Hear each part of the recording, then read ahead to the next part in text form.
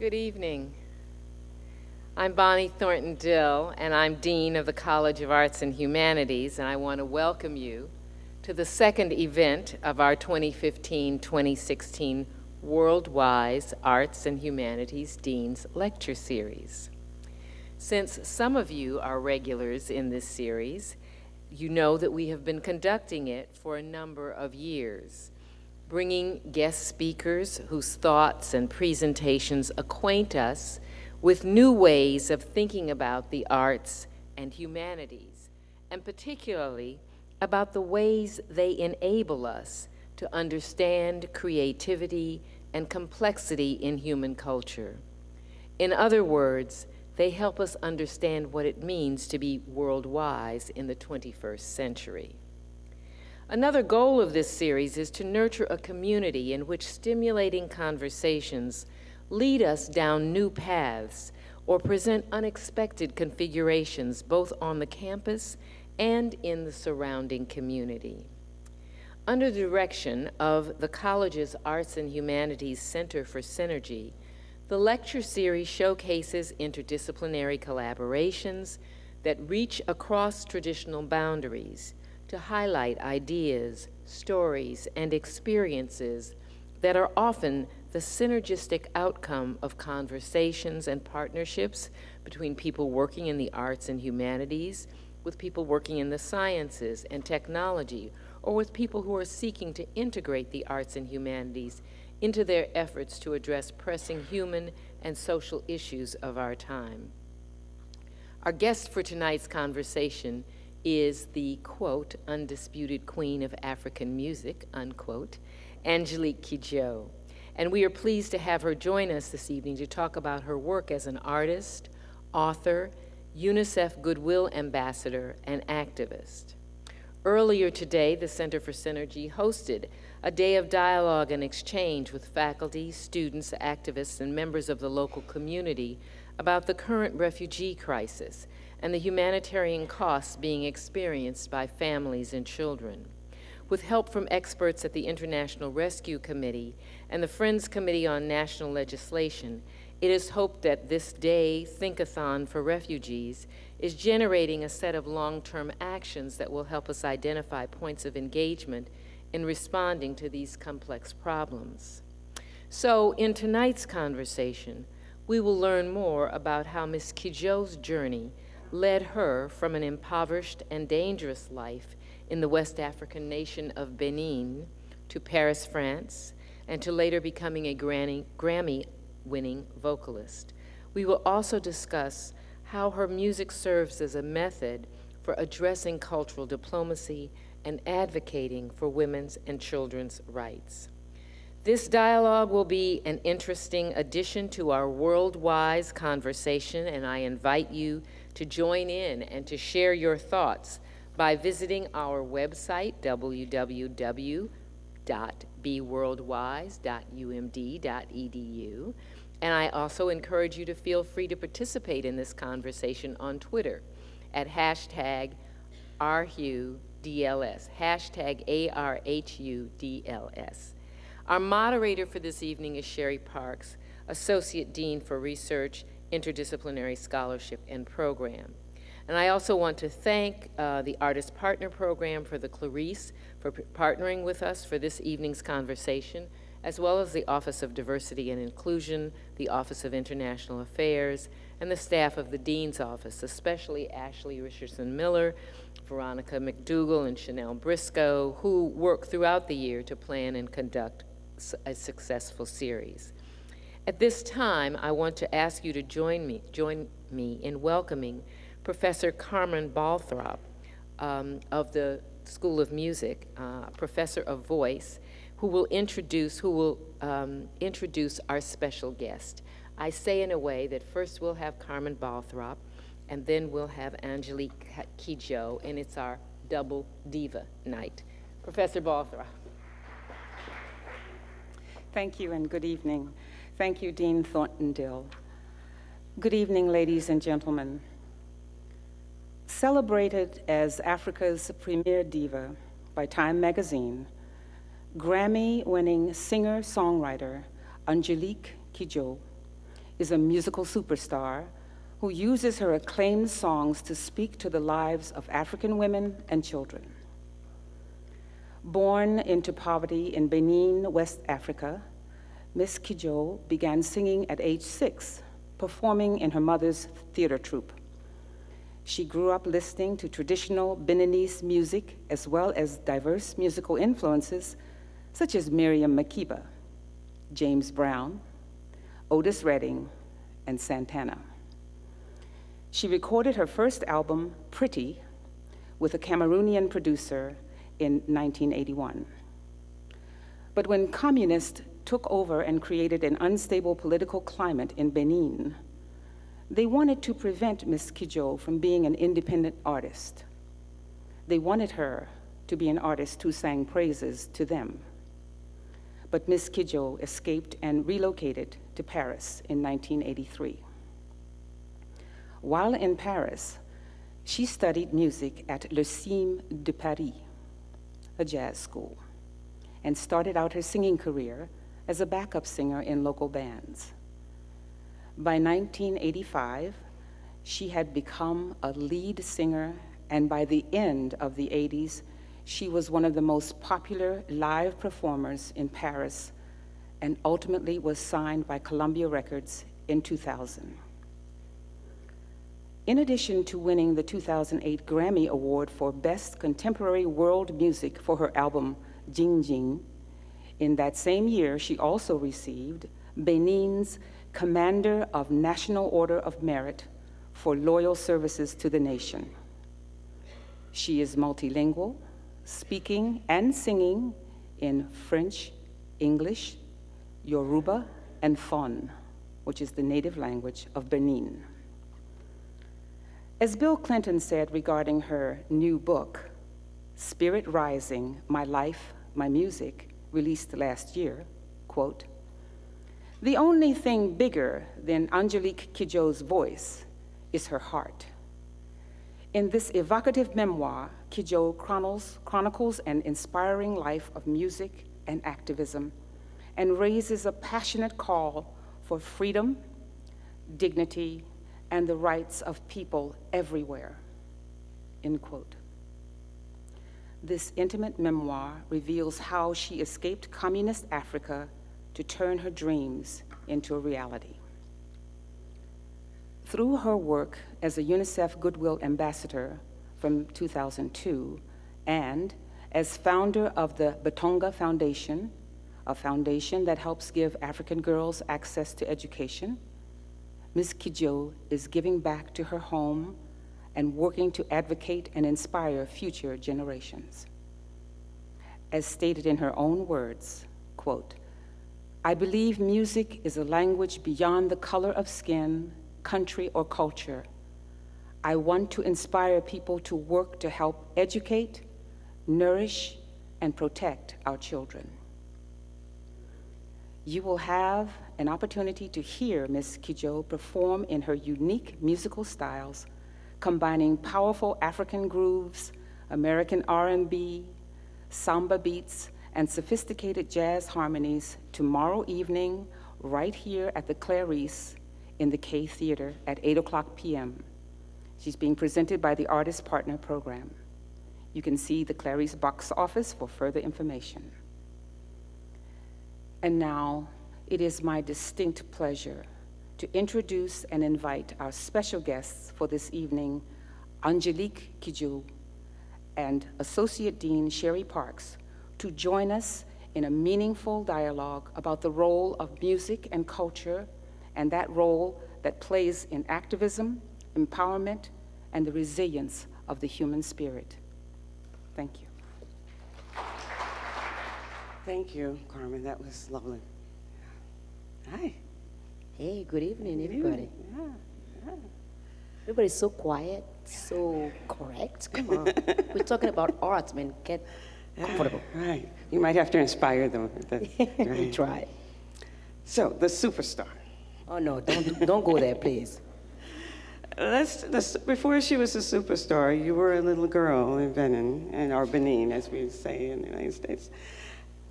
I get the impression that you were always a spirited child. Tell me about little, and it turns out her first name is Carmen. She's Carmen Angelique. Yes, and Carmen means song in Spanish, so it's particularly appropriate. Tell me about little Angelique. Oh my God. Well, when you are a child among 10 children, it's easy to be naughty because you are protected by everybody, and when you are the little princess of your father, you are entitled to do anything you want to do. So my recall about me being a child is constant movement. I'll be running around like crazy, and I'll go everywhere. My mom would always say, don't go to people's house. Don't go. I'm like, why not? But don't go bugging people. I'm like, I'm going to find out what is going on in the next house, and I'll come back and tell them about everything I've seen. And my mom was like, can you stop talking for 1 second? Yeah, but you're not listening to me, Mom. And then my dad would be like this. Dad, you hear what I said? Mm-hmm, he said. So I was that kind of child, always asking questions. When I go to the village, all the time I ask questions. So it becomes kind of a recurrent movement that I see when I come back. I see all the elderly people standing up going, they disappear. I'm like, where are you going? They say, because we don't want to answer another question. So my nickname was when, why, and how. And you had the kind of parents who let you be that child. They didn't squash you. Can you tell the story? I'm just going to prompt her to tell stories because they're great stories. The story about how you entered your theatrical career? Well, my father and mother have all been a very essential in my life. And you know, when you grow up, your parents, you always think that they are just not cool, and you always, everything they say, everything they do, you're like, that's not cool. And, I don't want to do that. I mean, you have been around and everything. But my mom's passion was theater. And when she decided to put together the first biggest theater troupe that ever existed in West Africa till today, everybody was like, to my father, what? You're gonna let your wife have a theater group? 70 people? Who wear the pants in the house? You got it? My father said, what's your business in it? She can wear the pants. If she makes me happy, I'm cool. She loved theater, let her do it. But everybody would come home to rehearse. My mom wrote the piece, do the costumes, design everything, went out there and asked for help in lighting, and everybody would come home.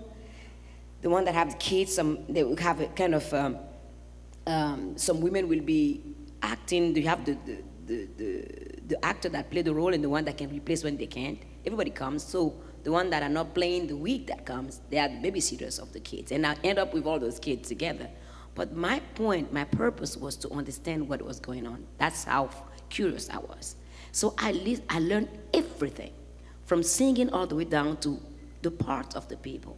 So every time they start playing and then somebody make a mistake, I would stay back there and say, that's not it.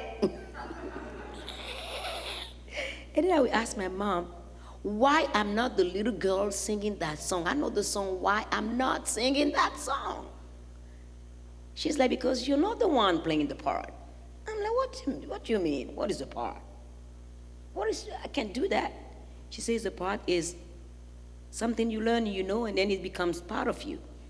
So one day, as usual, they were doing the theater show. I didn't know it was the last play in the city where I grew up, at the Palais des Congrès.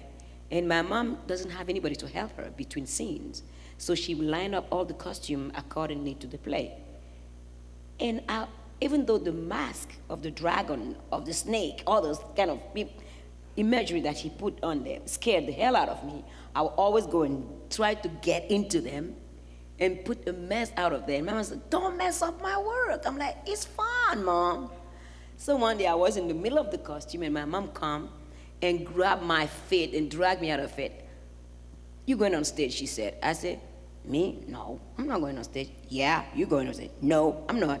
When I'm talking, she just put the costume on me and shoveled me in that light. And I was, for the first time I could hear my skeleton making music. And the whole place started laughing like you. But the difference is that we didn't have that much light. We only have one spotlight. Everything else was dark, so nobody could see me. I could barely see the people shade there, and I'm like, people are laughing. It feels like home because I was a clown. I was the one cracking up joke all the time. So if you guys are laughing before I even open my mouth, this is cool. So I start singing, my mom was on the wing looking at me, and I was just like, oh yeah, this and my mom like, I came back and I go, hey mom, how did I do?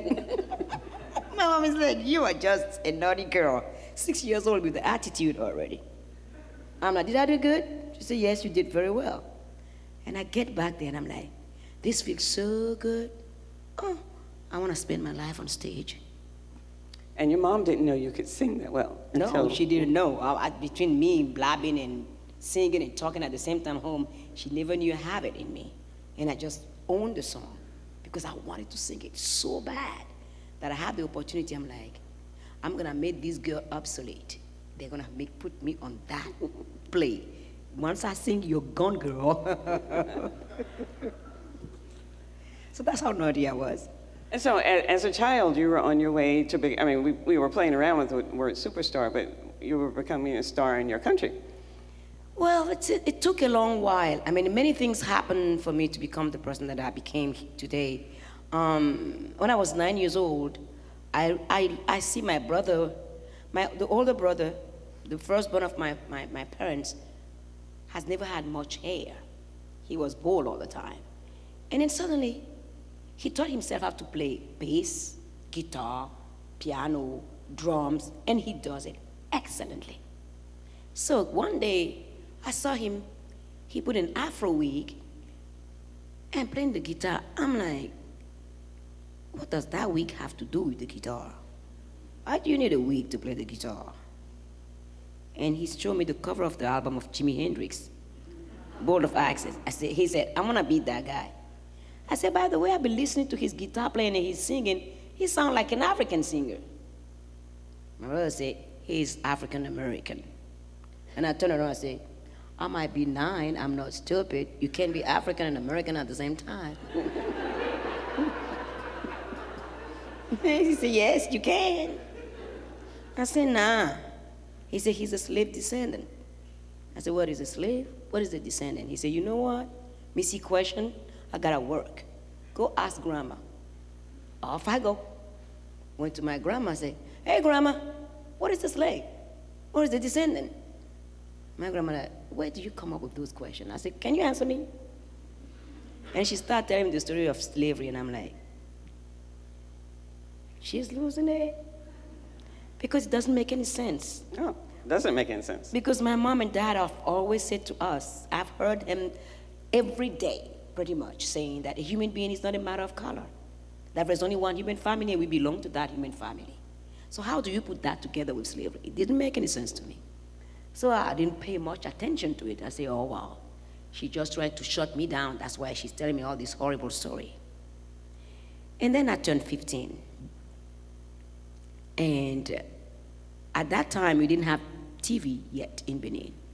So my mom and dad, they wanted us to see the world through TV, to know about all the stuff, not only in the books. So we get an antenna, we put on top of the house, and that was a movie in itself. So somebody will be up there, we're gonna go, left, no, right, no, hold it, right there, no, a little, so till we have the clear image, right? So here comes Winnie Mandela talking about apartheid. We were all sitting after dinner in the living room, watching TV. And I turned around to my parents, mad as I've never been. So you guys been lying to me here, telling me that we belong to the same human family? Suddenly what my grandmother said to me collided with apartheid. And I was so mad. And I ran in tears in my room, and I wrote a song called Azanakbe, which means the day will come. And the first draft was so full of violence. And my father looked at me and go, okay, I hear you. I understand how you feel. but not under my roof. No violence gonna come out of this house. Music has nothing to do with hate, has nothing to do with violence. If you can go back and write a song that is a hopeful song, then you ain't gonna sing. As an artist, you are the one that hold the door, the key to the door that is closed. You are the one that build bridges among culture, among people. You are not the one that stir hate. And if you don't understand that, you're never gonna sing again, ever. So at 9, you were 9? I was 15 when I wrote that. And you got this message that this song wasn't ever just about a song, that Yeah. it was to do the work that you do. So I rewrite the song. And I rewrite the song, and it becomes the anthem of peace, where I'm saying that I'm dreaming of a day where the world in which we are living, there will be no more oppressor and no more oppressed people, that we all live free and live our dreams and live the life we want to live. And that's not based on color or wealth or nothing, just because we're human beings. And so Bless you. that's actually never happened in any of the speeches where the person blesses the person on stage. You should feel particularly blessed. Yeah. It's okay, you can hold it. That's what it is. Don't hold it. Don't hold back. So that would make it particularly hard when the communist government came in and tried to make you sing a particular way with a particular message. I was mad. I was like, no way. Because my father always used to say, an artist can have an opinion, okay? And you can also be the voice of the people that have no voice. But never link your music to a political party, because they come and they go. And if they go, you go too. And if you want to have a career, you can be critical about any political party that is out there as long as you don't belong to one. And they wanted to force me to have an opinion based on their philosophy. I'm like, no, I'm not doing it. I want to be able to tell you how bad you are. And you put me there, I can't talk anymore. And you ain't going to take my freedom of speech. Because my father makes sure that our home, our house, was going to be a place where every single human being on this planet was welcome, that there were never going to be any taboo subject, at the exception of 3 subjects: racism, anti-Semitism, and xenophobia. My father said, there's no platform for those here. I don't want anybody to bring hate and dirt in this house. We can discuss everything, but not that. So how do you want me to be singing in front of head of state that don't care? Pretty much what made me decided to leave was that concert that I did for all the head of state of West Africa. And you stand in front of those men and you see them. They are old, they don't care about nothing. They eat, they drink like pigs. They have no respect for nobody. And as a girl, you're there, a young girl, all they're thinking about is how they're gonna get under your pants. And you're like, you lead a country and you're just a filthy, you feel dirty. And you get out of there, you said, if we have to have those kind of leaders in Africa, we're never gonna know where. Never gonna go nowhere. Because they don't have any program. They don't have anything that gives the young kids of their country anything to hold on to and to have a future. So basically when you get to politics in Africa, it's to make money, not to help people have a decent life. And I'm like, and you want me to be part of this? Not gonna happen. So I left. I have to escape. You make that sound easy, but it wasn't. It wasn't easy because you need, at that time, you need what we call autorisation de sortie, like a safe you need a paper. You need to go to the government and tell them where you're going, how long you're going somewhere, what are you going to do, where are you going to stay, when are you coming back? I'm like, what is your business in my life? And I was lucky enough that one of my cousins was getting married and asked my mom and dad to be the witness at the wedding. And my father and mom said, okay, we have a year to plan this. No one have to know. Apart from my mother, my brothers and sisters, my 2 grandmothers, no one knew. Not uncle, no aunties, no nobody. Because it takes one person. That's what that communist regime does. It breaks the trust in the family. They make you not trust your father, your mother. It becomes so difficult. And they force you to call your father and mother comrade. I'm like, you kidding me? I ain't calling my dad comrade. I'm not calling my mother comrade. So it took a year to plan this. And I have one chance out of a million to get out of it. Because the president of the country, the military coup that bring the Kerry coup to power, the Kerry coup is from the northern part. So the divide between the southern part and northern part is still very much so there. It's less than at that time, but it's still there. So at every frontier and at every job pretty much, you have somebody from the southern part and somebody from the northern part, and they spy on each other. It's just like there's no way, no moment where you can just sit and go, okay, I can do my job without being afraid.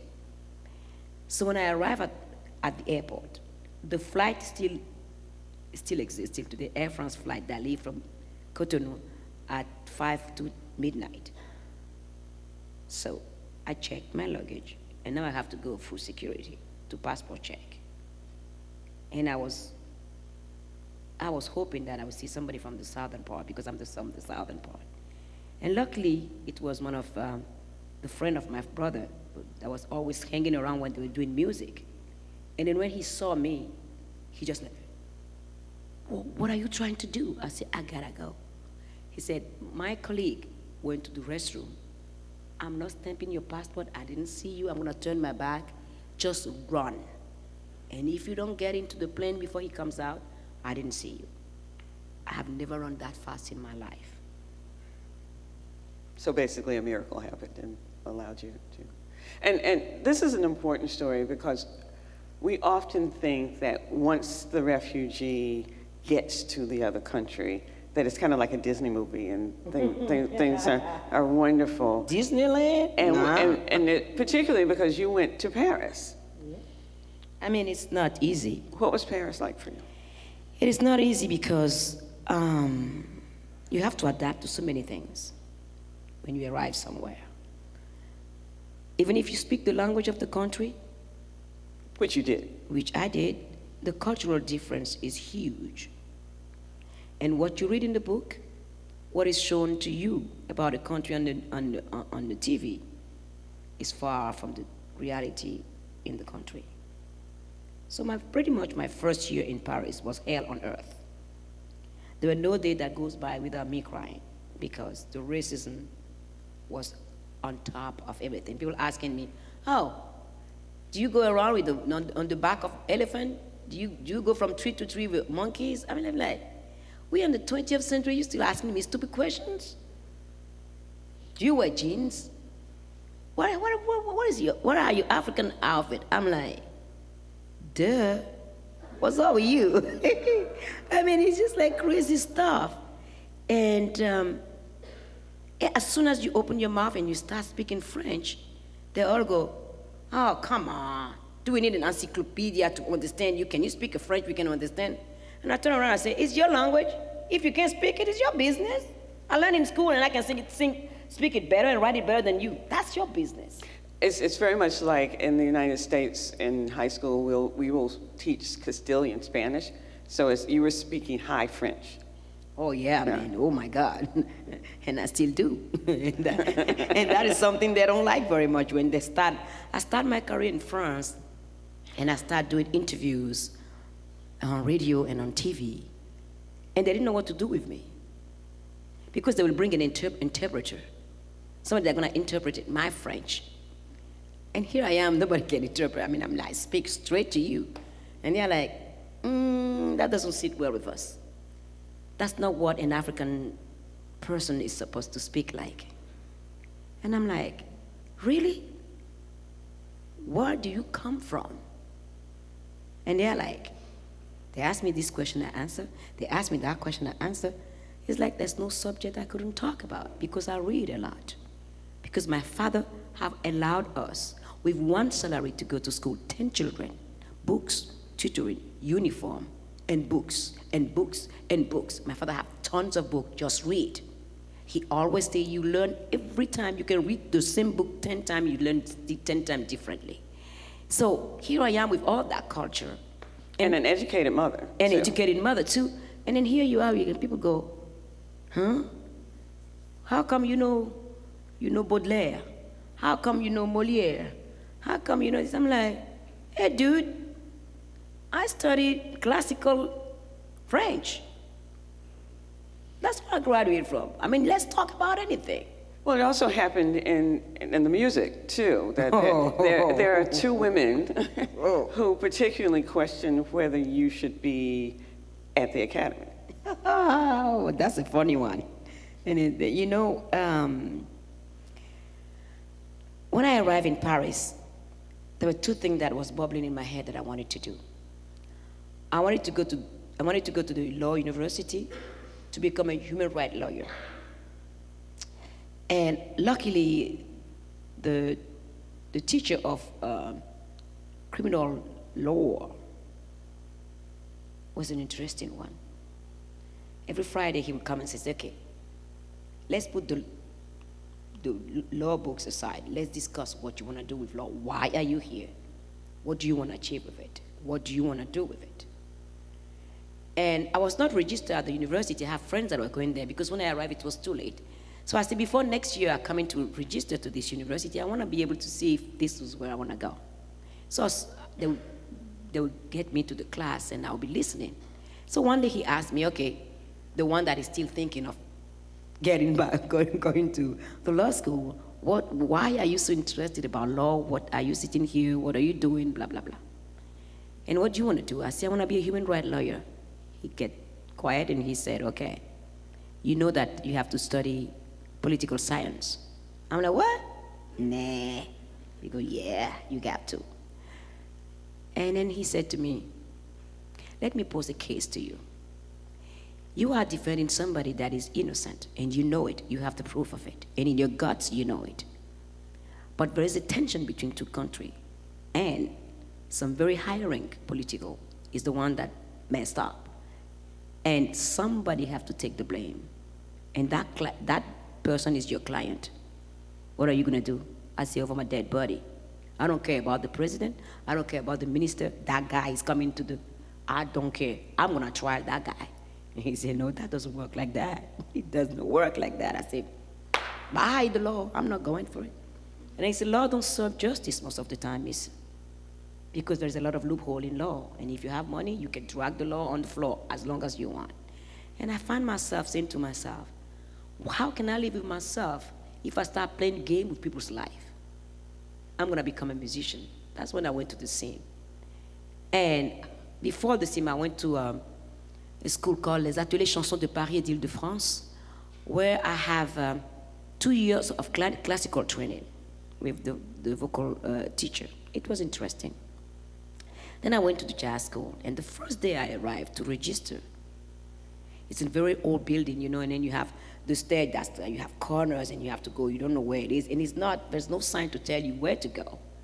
So I saw those two girls coming down when I was going up, one brunette and one blonde, and I asked them, can you tell me where the reception is where you go for the admission, you pay for the fee? They look at me and they said, you're African? I said, yes. I'm proud of my accent. You have a problem with it? They said, what do you want to do here? Why do you want to go and come to this school for? Because I want to study jazz. And they look at me and they said, but jazz is not for African people. I look at them and said, can you give me my information? And the head of the school, the founder of the school, was right on top, and I couldn't see because the way it was, you couldn't see people. And I passed by. He didn't say anything. I registered. He came to me and he said to me, I heard what those girls said, but looking at you, I know you can prove them wrong. At the end of the school year, come and see me. There is a musical band. The big band is here. You're going to prepare a song with them, and I know you're going to nail them on the wall. And I did. And he had a record label. I'm the only artist, female artist, of the whole students in the school that he produced. And he was the one that produced my album, Paraku, that somebody sent to Chris Blackwell. And then from that point on, I've been signed to Island Record. So you know, the middle school inside of me girl is loving this story because you win. You win. I won, man. The thing is, you can win only when you prove people wrong. You can talk, I always say talk is cheap. Action is more expensive. And I have always done that through my entire career because I have been through rejection after rejection just because I'm African. And also because I'm a woman. The music business is male dominated. And every time you come around, people think that you have to lay yourself on the bed for you to get somewhere else. And I tell people, not gonna happen. Pack your business and go somewhere else. And the introductions, you heard, and we talked about this, that the mantle that is given to you is the queen of African music. I think you just showed this, but how do you feel about that? I don't believe in king and queens. Even when it's you?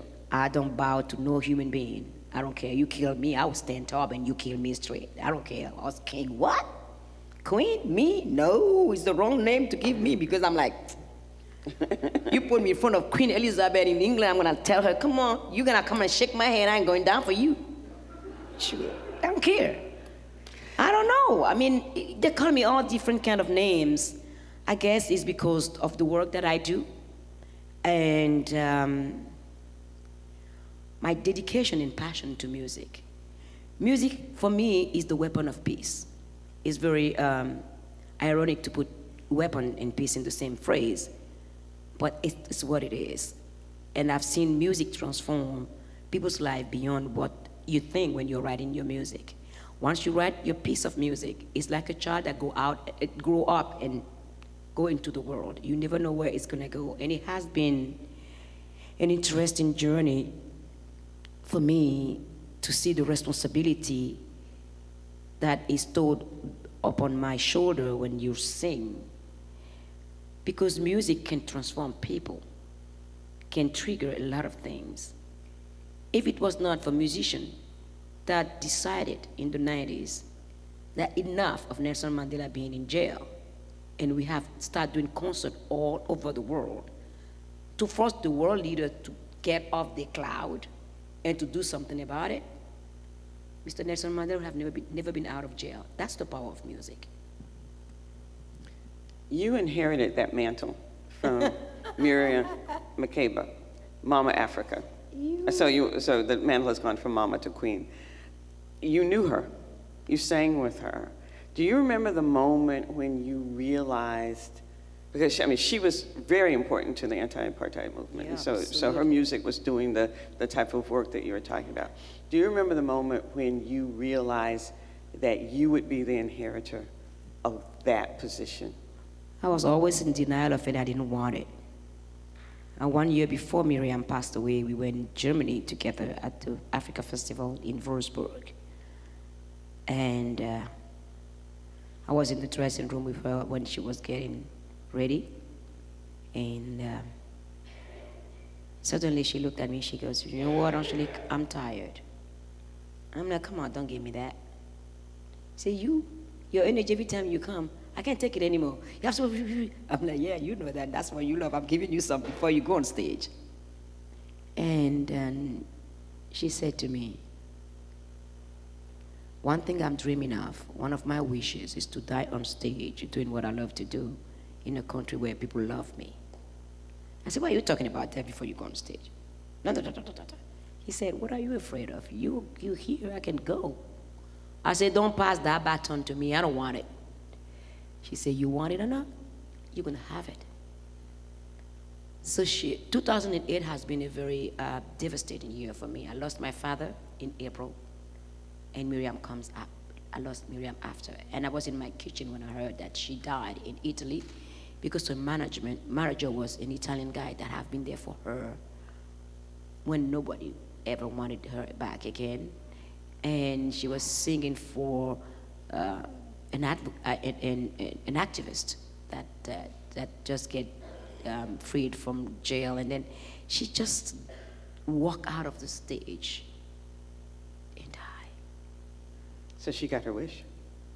Yeah, but I was not happy about it. I just wanted her to be around because I still need Miriam because she's always finding the words to tell me how things can be done.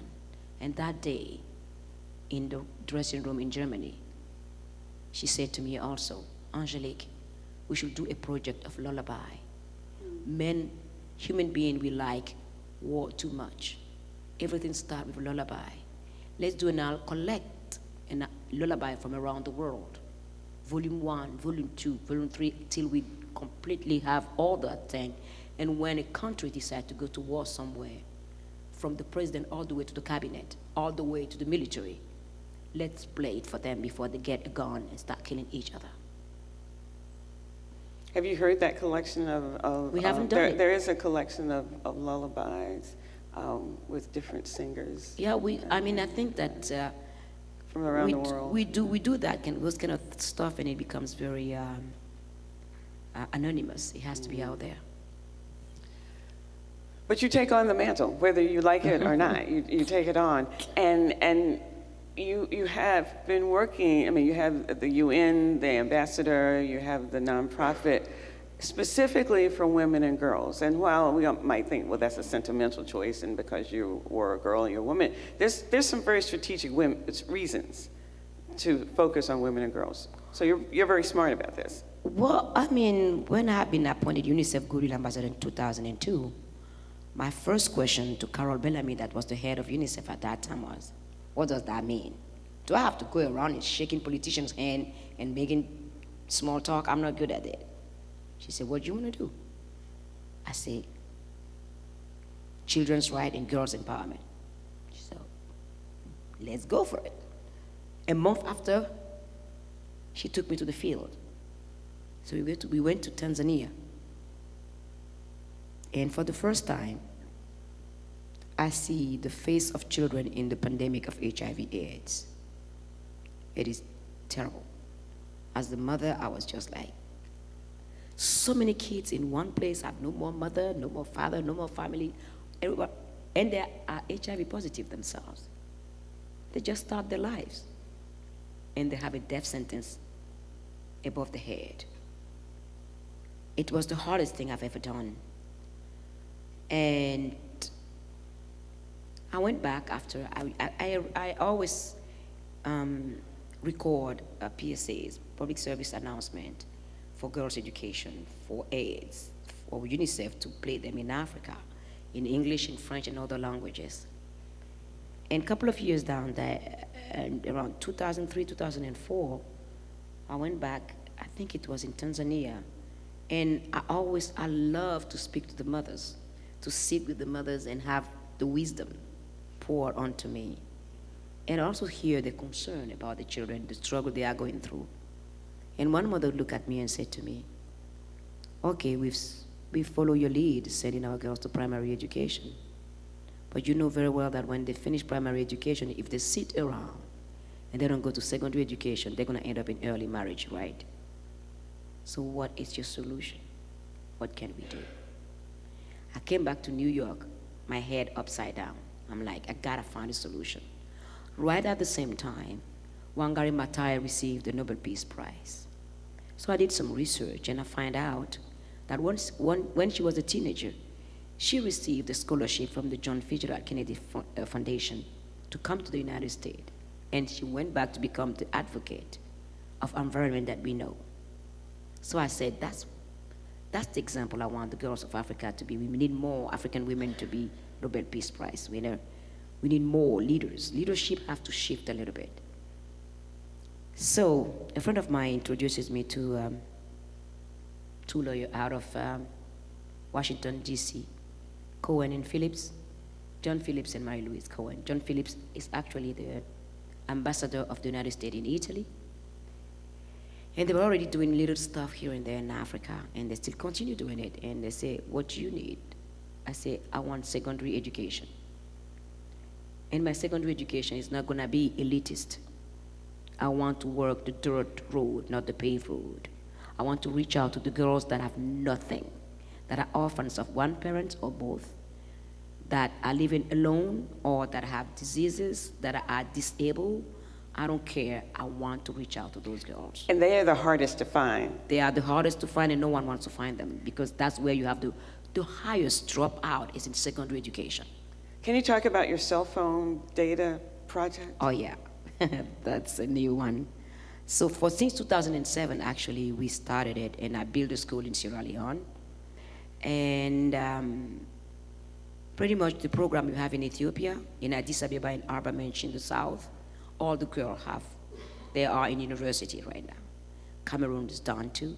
Mali have been stopped because of the terrorists in Kidal where the girls are. And now I want to focus after 5 to 6 years in this. I want to focus because I had enough experience now to realize that if we do not change the way we approach education, we won't have success because most of the time kids finish school and they don't know how to read or write. So my new initiative is I always like to work with people because I believe that 2 brains or 3 brains together is always better than 1. So with Population Council, they develop a cell phone. They call it Girls Roster.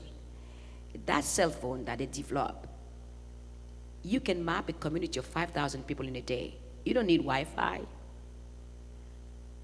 You come back, you plug it into your computer, you have the map. Those data, you have to act upon it immediately. As we're speaking right now, in Benin is going on, in Bohikon and Savalu, where what we're gonna do is go to those communities and have a holistic approach to it. What does the community need for the girls to succeed? We're gonna create girl clubs, we're gonna create women club, we're gonna train mentors for the girls who have a holistic approach to everything they do. Who is pregnant? How many kids? Can they go back to school? If they can't go back to school, how far have they been to school? Can they have an income-based activity? We have to give them financial literacy. Everything that they tell us, we act upon it immediately. To implement what we are doing, we start doing it this November. We're gonna team up with Plan and Care, the organization Care, to be able, in those 2 communities, to take 3 years to develop this program. And if it works, we scale it up all over Africa. So you'll have this map of all of the things Absolutely. that are needed, village by village, to give the Absolutely. girls a holistic approach to Absolutely. education and success. And It's just brilliant. Yeah. every place is different. For example, in my country, the northern part is going to be more challenging because of the multiple culture that comes in. We have a frontier with Niger, with Togo, and they move around. So how do we answer that if we don't hear it from the people? I don't believe anyone can make any change in Africa if the African people are not at the center of the change. People have been doing this for 50 years and they have been failing. And every time I open my mouth and say that, I annoy people. I say it's not about me. I'm not doing it for me. It's the truth. I'm doing it for them. If you don't ask them what they need, how can you bring a program that have any sense at all to do anything? Why are you dehumanizing us? Because you have the money? Yeah, okay, go ahead, do what you have to do. But that doesn't mean that you're going to transform people's life. And I've said that to Bono. He called a meeting 2 or 3 years ago with George Clooney, Angelina Jolie, Matt Damon. Everybody was there in the room. And I said, people, I love what you're doing in Africa, but not one African person can link you to anything. There's no human connection. There's no emotional connection. You see us as data, as numbers. We are human beings. You don't see the brothers and sisters that we can be to you. We are human beings with the same right as you do. It's not because you're famous that you have the right to come and tell us what we gotta do. We don't care. We can make our own plan. It's because we don't have the means. But the ideas, we have them. Empower the people for them to take lead in their own life. And unfortunately, AIDS has become a business. And you have all those big building, you have all those overhead, you have this here, they have billions here. They are more interested in the income that they make than the people, because if you are in the AIDS business, it's a business that has to come to an end. Once you implement the program and people start taking care of themselves, you leave. You never leave, and the program never finishes because it's not helping the people that matters. It's the PR that you sit on TV saying, I've transformed this community, I've done this, and we becomes just another show. And I said, no, I refuse. I'm not working with anybody that won't have respect for the people I want to help. And if I see it, I stop it.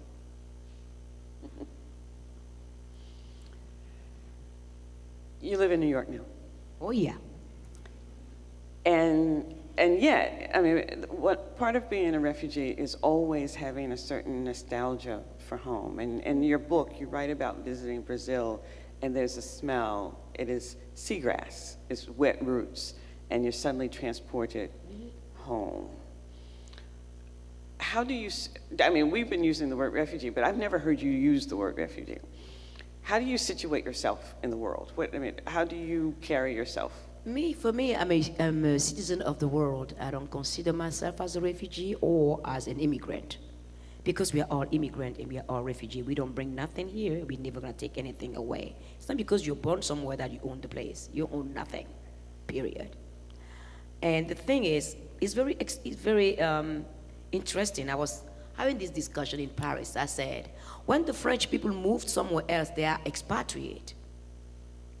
But when somebody moved to their country, the person is an immigrant. Why? Because Paris is the center of the world. Excuse me? Not my world. That's a quote. Yeah, well. No, that's a quote. I know that. That is a quote. That's it.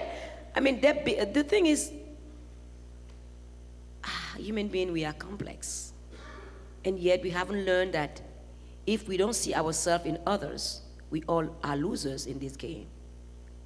Because no one, absolutely no one, if I could have the career that I have today, living in my country, I won't move. Because I won't be going through people asking me, what are you doing here? When you walk into a store because you're black, people start following you. I mean, sometimes I just stop and say, you want my ID? You need something? And they look at me like, this one is special. I'm like, you wanna follow me? Follow me, you wanna carry my bags? I mean, it's crazy. It is, sometimes I'm like, is this ignorance or just that people need to downside you to find themselves better? It's insecurity for me. Racism is economical, segregation is insecurity and guilt. So I don't fit in any of that, because my father always used to say to me, your brain is your ultimate weapon. Use it. Link to your heart and challenge any human being. The skin color don't matter. Let's talk. We can disagree, but never in violence. As long as we can keep talking to each other, we're gonna be fine. So everywhere I go, I challenge everybody. You wanna talk? Let's go for it. I should start giving me all those racism comments. I look at you and say, excuse me for being human. Well, and that feeds into your music, because some people, if they had the mantle of the Queen of African music, would become preservationists.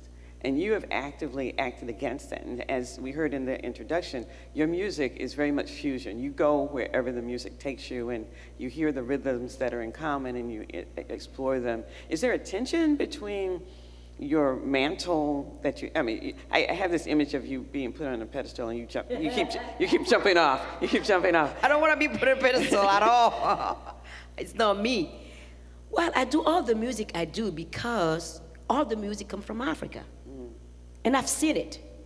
I've done a trilogy of albums following the roots of slavery. America, Brazil, the Caribbean, and Cuba.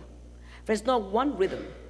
I say this, and I will challenge any musicologist to prove to me that that rhythm cannot be traced back to Africa. It doesn't exist.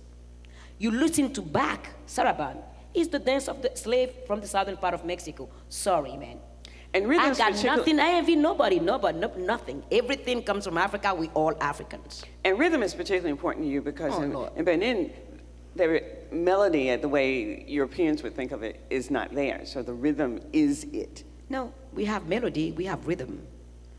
And the thing is, when I start writing my music, I always have three things: rhythm, words, and melody. But I can't sit here and tell you which one comes first. Because for me, they are the Trinity. They are the one that makes a song. Because you cannot put apart one from the other. And if you can, that means your song is not good. That's what it is. It becomes something that sits on our soul, that is there. And people, I don't believe when people tell me I can't dance, I don't have a rhythm. You know what my mom used to say? Your heart beats. How can you tell me you don't have a rhythm?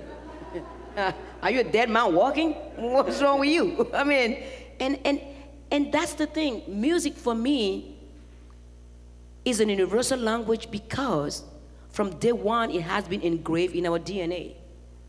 And our DNA, does not matter what skin color you have, is rooted in Africa. Sorry. You like it or not, that's what it is. That's why there's so many people bashing Africa, because no one wants to be affiliated with Africa. Me, I am proud of it. My continent is big, might have a lot of problems, but I'm proud of who I am. I know where I come from, I know where I belong, I know where I can go back. I can go anywhere. I'm a citizen of the world, but I always approach everything, every situation, every person, as I would like somebody to approach me, because I don't feel superior or inferior to anybody. I'm a human being. You don't give me respect, I don't talk to you. We don't have anything to say. That's all it is. You just don't go out there thinking that you have the right to disrespect people. I mean, I don't do that. Even if you are the most racist person ever, and I have seen some. I have seen some. And some journalists have been very nasty. I'll give you example. I was in UK doing an interview for my album. I think it was the album Aye, the second album. And I have the whole day set up of interview. Start with at 10 o'clock, was supposed to finish at 4 because I had to go back to Paris. At that time, I was still living in Paris. So there were journalists from a newspaper that was delayed. So I ended up spending the whole day there. And he arrived around 8 p.m. And I've been waiting for him. It's an important journal, blah, blah, blah, blah, blah. I'm like, whatever. Your record company make the call, you paying for it, what the hell I care? The guy came in, walked into the room, go pick up the coffee, didn't say hi, nothing. Sat down and tell me, what make you think your music is African and you're African? I'm like, I listen to the accent. And he is not. No. Well, okay. I mean, come on. I can differentiate the Irish accent from the British and from the Scottish, because when you come and those accents start asking you questions live on radio, you go, come again, what you just said? I can't. You can't understand it. So I look at him like this. I say, oh, sir, where's your quilt? He looked at me and said, that's not the point. I said, sir, have you listened to my music? No, I didn't have the time. I said, what are you doing here then? I am sent to do an interview. I said, not with me. I think we're done talking. I walk out, open the door, call the PR, the lady that does the promotion. I say, get in, get these stupid guys out of here. And I pack my stuff, and if the record comes, you can't leave, Angelique. I say, watch me. Watch me. I don't want anybody to disrespect me. He was supposed to interview me at 11 a.m. I sat here for the whole day, and he came and insulted me. For what? His article gonna make you sell my album? Forget it. I don't want him to talk about me. I don't want him to listen to my music. I'm out of here. And on that note, folks. I was so mad that day. I'm like, why people do that? It's unnecessary. Right. It is just unnecessary. It doesn't make any sense. If you're mad about something, deal with your issue. Don't make me responsible of your issue. It's not about you. It's not Leave about me you, out it's of about it. him. This part of the evening has flown by for me. Let's go for a question now. And yes, it is now your turn to ask questions. And if you've been to the Dean's Lecture Series before, you know that there are rules. And we are videotaping this, and so you must go to one of the mics on the side to speak. You must ask a question. This is not the time for diatribe speeches or auditions. Yeah. You ask a question, and it is my job to enforce that, and I will. So you ask one question. Now everybody's afraid to get up and go. That's happened all the time. So please start making your way to the mics for questions, or we'll just keep talking. Questions time. Yeah, I'm being quiet now because I had said, and please feel free to sing whatever you want. Question time. You're gonna hear it tomorrow. Hey, good evening, Ms. Kidjo. Thank you so much for your time. I'm afraid I can't sing, but my name is can. Do you have a heartbeat? Everybody can. My name is Josh Deese. I'm a government and politics major here, and I'm also the founder and CEO of a brand new music app. So I share the same love for music that you do, and know that it can empower people all around the world. I read yesterday the atrocity of many young women in Africa who are being forced into child marriages. It's something that really affected me last night as I read it, and I was just wondering, from your perspective, what can someone like myself, who is working in the business of music and working in philanthropy, what can people like myself and others do to try to bring an end to this issue? Well, child marriage is not an issue that we see in Africa. If you look at the world, adolescents' pregnancy is on the rise, which poses the question of what the adults are doing in the bed of the children. They don't make the choice. Even if the parent chooses to marry a child of 8 years old, 12 years old, and you are 45 or 50, and you have grandkids the same age, and you go around and do it, it makes you a criminal. We have to campaign to criminalize child marriage. People walk away free thinking that it's okay. Tradition becomes an excuse for everything. Every atrocity that is done to women or religion is used. Like God have created us just women to suffer on the hand of men? I don't think so. And I think it's a really interesting question, what someone can do. Be active, not silent. We all collectively can do a lot, but we keep silent too much because it demands dedication. It demands that every day that issue have to be part of your life, and you have to find ways to bring that issue to action. Silence has been killing us for centuries, and it continues killing us. If you keep quiet, you can change nothing. Thank you so much. You're welcome.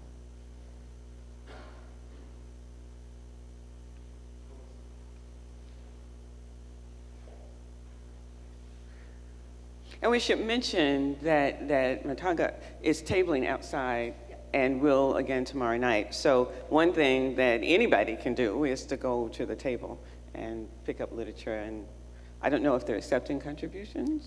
Always. Always. Okay. Okay, my name is Bruce. This is an easy question. Who are some of the musicians that you personally respect and admire? And also, who are some of the activists that you respect and admire? Man, the list is long, buddy. Wow. I will start with Mahalia Jackson, because when I was a child, I didn't know anything about the struggle of African American. I couldn't understand it. And her voice bring my attention to the fact that there are black people far away from home. In her voice, the pain that I feel is the pain that I hear people go through when somebody died in my country, and I relate to that. I'll go to Billie Holiday. I'll go to Aretha Franklin. I'll go to James Brown, because James Brown, for me, was the one that really synthesized the African rhythm into funk for me. And also make English a language that I wanted to learn badly. And when I say that in America, it was like, James Brown, I don't know karate, but I know crazy. And I like it. I like it. It's very creative. And I used to tell my mom, when I grow up, Mom, I'm gonna be James Brown. And Mama go, I said, why are you crushing my dreams? My mom was like, you cannot be James Brown. I said, hell yeah, I can't be James Brown. And when I found out I couldn't be James Brown, I looked at her and said, Mom, I can't be James Brown. She said, yeah, you can somehow. You can sing like him. So, rhythmically, James Brown has played a huge role in my life. I would say Otis Redding too. Man, my mom's ear and my father, my whole family, they are just go almost deaf me singing, I got dwee. So I was saying, I got dreams. I didn't speak English at that time. I go, I got dwee. And they're like, oh man, save us from this misery. Traditional musicians in my country really are the bedrock for me to be able to do the music I do. Every time a new music come home and I can't grasp it, I take it to the village. I say, can you play this? They say, play. And they jam on it. I'm like, okay. If they can jam, I can do it. And the list goes, the list of music is very, very long. Peter Gabriel is one of my favorite artists of all time. Activist. Desmond Tutu is number one on my list. He writes the foreword in her book. Father Tutu is just somebody exceptional. I love him a lot, and I love his, a religious person that is not judgmental. Is an amazing person. I wish we have more of Desmond Tutu in every religion. We won't have those crazy people blasting and killing other people. So, my mom and my dad have been an example for me, my both grandmothers, because they become widow at very early age. And at that time, they were supposed to marry another member of the family and they refused because they wanted to raise the kids being able to work. And my grandmother, the mother of my mother, always used to say to us, your first husband is your job. God forbid something happen, you can raise your kid and you can help him. Be a partner in a marriage, don't be a weight in a marriage. And I've been married for 28 years, and that's how it goes. Over here first. My name is Handel Malilo. You may have been talking about what I wanted to ask. You obviously were raised by very progressive parents. And were they the exception in your community? And if they were, where did their idea of raising you the way they did come from, do you think? I think what made my parents special was that they were single kids, both of them, raised by women, by the mothers. My father never knew his father. He was too little when his father passed away, and my mom never knew her father either. And those two strong women that raised them, they dedicated to their children to have different lives. Send them to school, give everything for them to go to school. And I think that going to school and traveling, because my father had traveled outside of the country. When he reached university, he went to Dakar and then he went to Paris to finish his study. And he came back and see something different that can be done.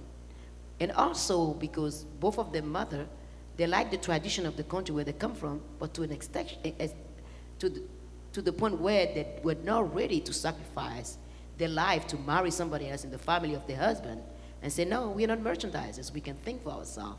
It gives them at that time, at that point on, the strength to raise their kids differently, to just cut that chain of tradition that was not good for progression or for the betterment of the children. And my father always stand for that. Your father fought for you to be educated. There were extended family members who thought you should not. He should not send his 3 girls to school, that they should be married to somebody in the village. And my father's response was, I don't own my children. They are human beings, they decide for themselves. Yes. Bonsoir, Angélique. Bonsoir. C'est moi-même, Annalise, la copine de Alita. Ah! Alita vient demain, non? Oh, she's my friend, and she'll be here tomorrow, but not tonight. I just wanted to say, I'm so happy to see you. I was in Paris on the 13th of November when the terrible events took place, and I have a question. We are very concerned, clearly, about women and girls' education. Do you have any comments about the kinds of influence that education for young men can perhaps have on the radicalization of young men who seem so lost without meaning and purpose and seek meaning and purpose in destructive activities? Can you talk to us a little bit about that?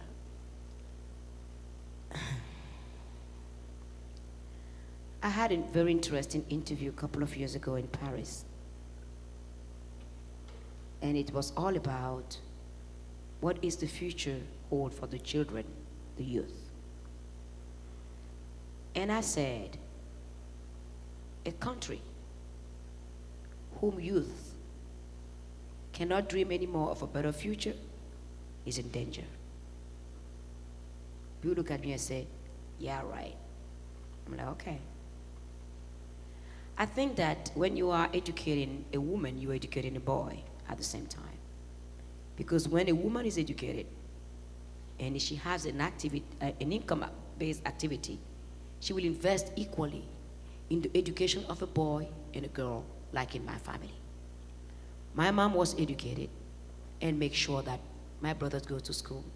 Not only that they go to school, she will drag them to the market for them to know the reality of the price of things that they eat, what they wear, how much it costs. My hem, I can't hem to save my own life. I'll take my pen to my brother, he will hem it to me to the perfection. And my mom have been insulted, called every different kind of name when she was doing this. And I think we women have a great role in raising men to accept the female part and to respect women better. And it doesn't take anything away from a man to know how to clean a house. We all adore the chef, the cooking chef that are men. And apart from that, we don't question how we raise our boys. Those stereotypes that we put in the head of the boys, you can't cry. And we teach them not to respect their sister. If they don't respect their sister home, they cannot respect any woman outside, let alone the mother, let alone the wives. So education for me is really the solution to a lot of things. But that having been said, education without an outlet of job in the horizon is trouble. We live in a society where we send the jobs outside of our countries, which leave our young kids to wonder what tomorrow is gonna look like for them. And the perspective of future for the young generation, as we're sitting here talking, is not a bright one. What are we doing to address that issue? For me, it becomes clear when you see citizens from America, from UK, from France, from all those developed countries joining ISIS. I'm like, what have we been doing wrong that pushed them to go from the freedom that they have to the edge of killing? That question is not asked till today. We can be headed, Daesh or ISIS, whatever it is today, by bombing the hell out of them. But the problem is, if we don't start in our own society here to have more equal and more inclusive politics, black, white, yellow, red, everybody have to have equal chances. Your skill is not just skin color, it's what you have to give, what you have to bring to the economy of your country. And we've been living for the last 20, 30 years based on making profit at the cost of the life of people. And we have been creating the gap going on. So what I don't want sitting here to give to ISIS or Daesh, they can fight that fight for us. It's not up to them to say that we are doing wrong with our children, our youth. We don't want that. That narrative is not theirs to say. It's ours to fix. And we have to do that. I don't believe in violence. I don't believe in any religion that beat women, mistreat women, or kill people for the pleasure of it. It's not God for me. Every life taken is a spit in the face of God.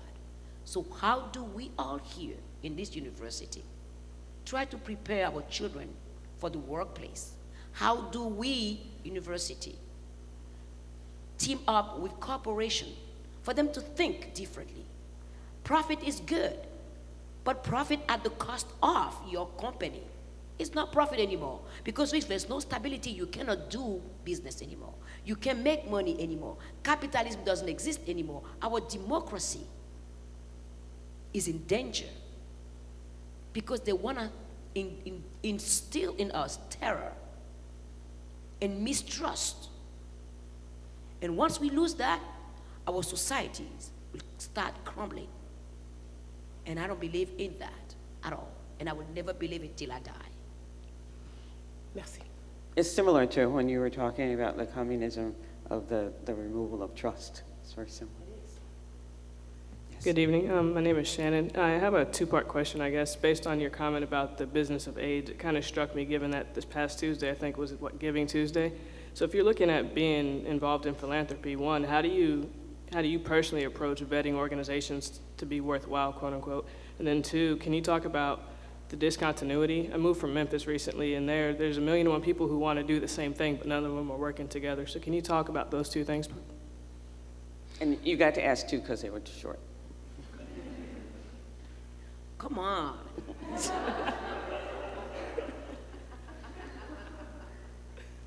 If you start acting like a general for the army, I'm going to act like a superintendent.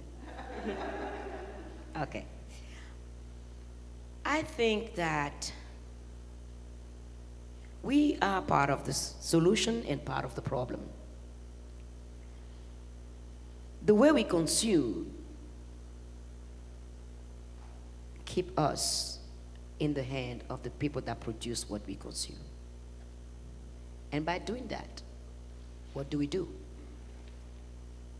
We give the countries that create the goods we buy the power to make children work. Women work for not much pay. And we don't ask ourselves when we go to the store, we buy it, and that's what it is. Why can't we work together? Because we believe that technology can make one super rich. It has happened, but it's 1 in a million. So I think it's about time that we start using the technology other way around. What I mean, that's what we're talking about. Technology is a good thing, but how do we use it? Technology today is creating shield and put you in a box. You don't go out of that box, that comfort zone that you have in. You have your internet, you stay there. You only get out of that internet when you want to do something with somebody else. So, the technology, did it advance us as a human race, or did we come back to the beginning and we just isolate ourselves? Internet is good, but it's dangerous if you don't know how to use it. So, smart people that make money by enslaving us to their program or application, they know that there's another solution out there.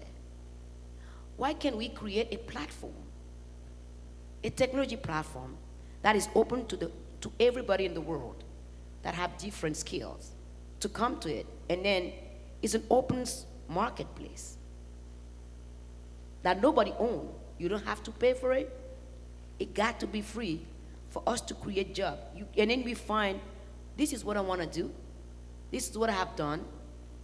Come up with not a resume, but action, what you are producing, and to make it more palpable for people to be, okay, I can scale this up. Get in contact with you, how can we scale it up in this market, in that? We are not using the technology to create jobs. We are using the technology to create unemployment. And that's a problem. We have to refuse. Technology, what does technology do for us musicians? It takes our rights away.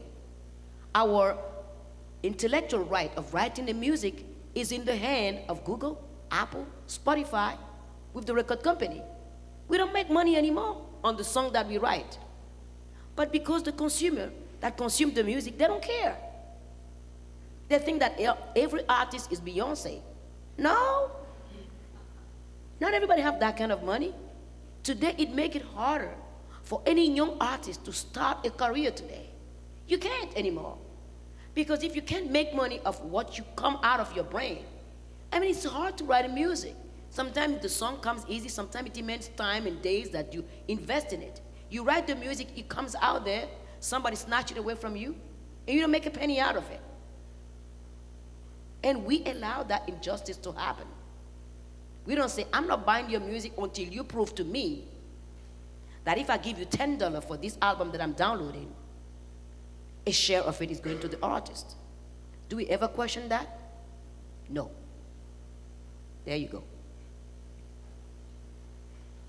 Yes. Your turn. Damn, he had a book. Boy. Now you know why I make speeches about being brief. Now you're right. I give it to you. Bonsoir, Angelique. Bonsoir. My name is Moses Namara. I'm a computer science student here, originally from Uganda. So my question is, I bet you've had the education experience back in Africa, and you talked about politicians being in politics for the money.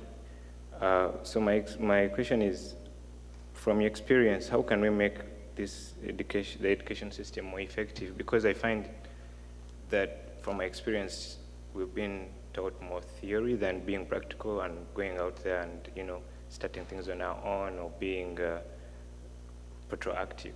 So if you can address that, thanks. Well, the political system that is in place in Africa is still based on colonialism. Colonialism is not gone at all. We still, let's face it. We want to be honest or not honest. When you realize, I will talk about what I know the most, the French-speaking countries in Africa. 65% of the GDP of the country that speak French in Africa is sitting at the Banque de France. So how do we invest in education, infrastructure, and health? Our money is euro without being called euro.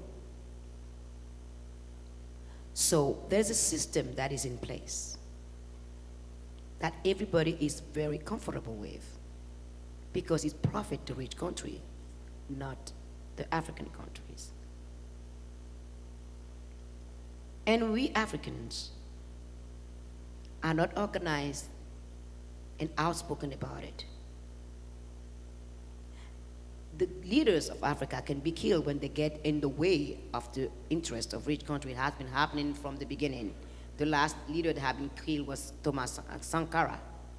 And there are more that are gonna die.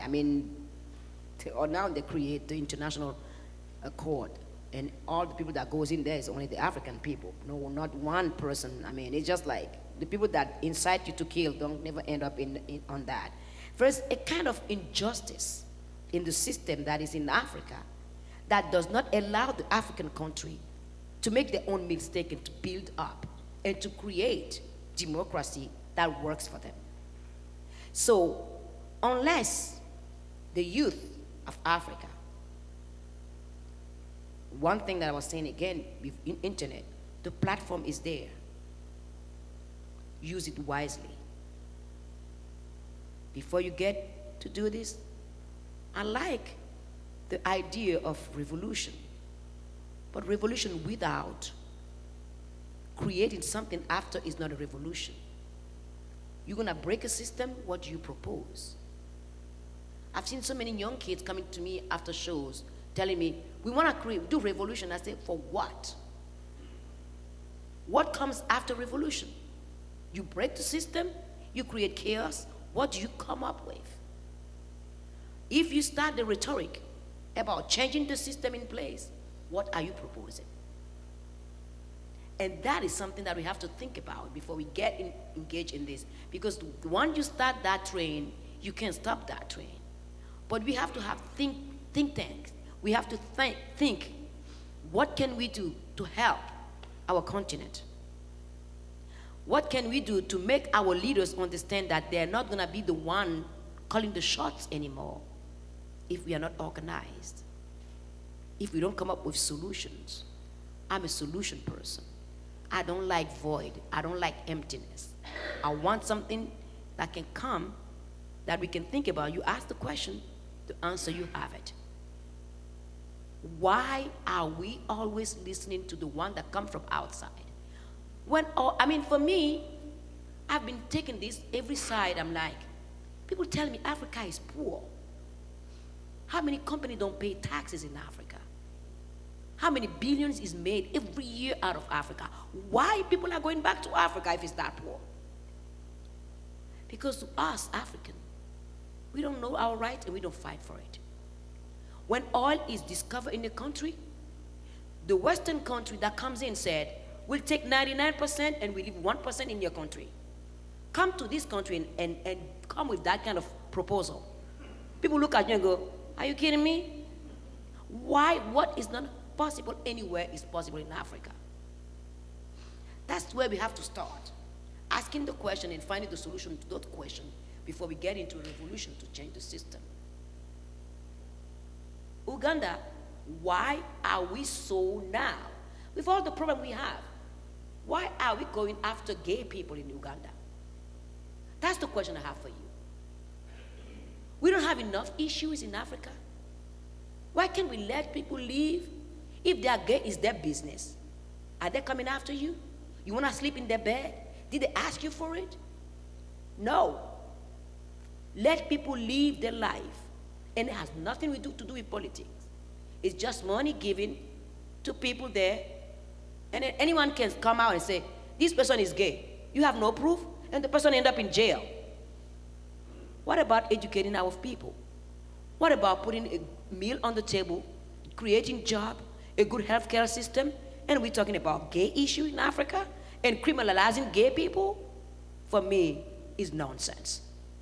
And if you're wondering where the money track is, there's money from the West being from the far right being fueled into countries. You have to watch Vice. There is a journalist that went all the way there and find out, trace it back to the Republican Party here, funding Uganda for that. Yeah. I mean, that's it. For the anti-gay discrimination in Uganda. Last question. Bonsoir, Madame Kidjo. Bonsoir, Monsieur Kidjo. Je suis aussi du Bénin, je suis béninois. Je vous remercie beaucoup d'être venu ici pour parler. Merci. Je pense que I have a question that's most like a follow-up for whatever you just talked about. But I want to know about how African, in particular Beninese citizens who are living here and going to school here can take a better advantage of the opportunities that are given us here and become more productive back in our communities like you. Well, when you go back home, first of all, find out people that think the same way like you do, progressive people. There are lots of them in Benin. Come together and have a political party. Because I think that that's how you change things and come up with something that no other leaders think about. Building the road, a good healthcare system, good education, jobs for people. That's where it lies.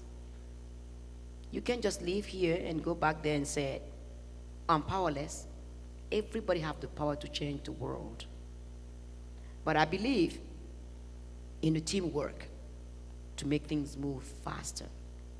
So, when you get to Benin, you know how complicated our country is. It's absolutely it's harder to lead Benin than to lead the United States of America, I'm telling you right now. And we only 10 million. It is so complex. Every step, you just have look 10 times before you put the foot on the ground. But that can't stop you. But one thing also that I have to say is that I've seen so many young Beninese go back to Benin and want to start a business and they can't because everything has been locked by France, basically. My brother is going through that hell as we speak today. So, first thing we have to do is look into our law, what protect us and protect our interests. How do we do business, not only with French people, but with Americans, with Nigerians, with everybody. Our country should not only be in the hand of one person or one country. We need to open Benin to everybody out there that is willing to do business with us, to empower the Beninese people, and then in return, the Beninese people will empower their own economy. So if you live here, you go back and you think that, okay, I'm just gonna talk. I'm so tired of talking sometimes. I'm like, Jesus, why can't you do something? People want me to do politics. I say, hell no. My politics is rich money. I'm gonna sing and stay here until the system changes. And if that system don't change, you ain't gonna see me nowhere. No minister, no nothing. I don't want nothing to do with it. I don't want to die. I don't want to be killed. Nope. So, I mean, it's always thinking about what you have to bring, what you have in mind. And sometimes, what you have in mind is too big and it's not doable. Start little and then grow up. Because when you start on one part, you can take education or have whatever you take, and then you scale it up to another thing and find other people to come together with you to bring their knowledge to it and expand. Be a power inside the power. Because our leaders, they are too busy sleeping in the same bed with the rich country leaders that give them money to shut up. It's not gonna work. Don't get in that. I wish I answered your question. It's a difficult one. Yes, it is. Merci beaucoup, madame. Je vous en prie. After tonight, we hope you will join us in the Grand Pavilion outside for reception, and Angelique will join us. Outside is in the cold? No, just outside. Don't forget, I'm African, man. I don't like the cold. Just outside in the lobby. And I say that because I want them to hear this before I say thank you and ask them to join me in thanking Angelique for tonight. Thank you.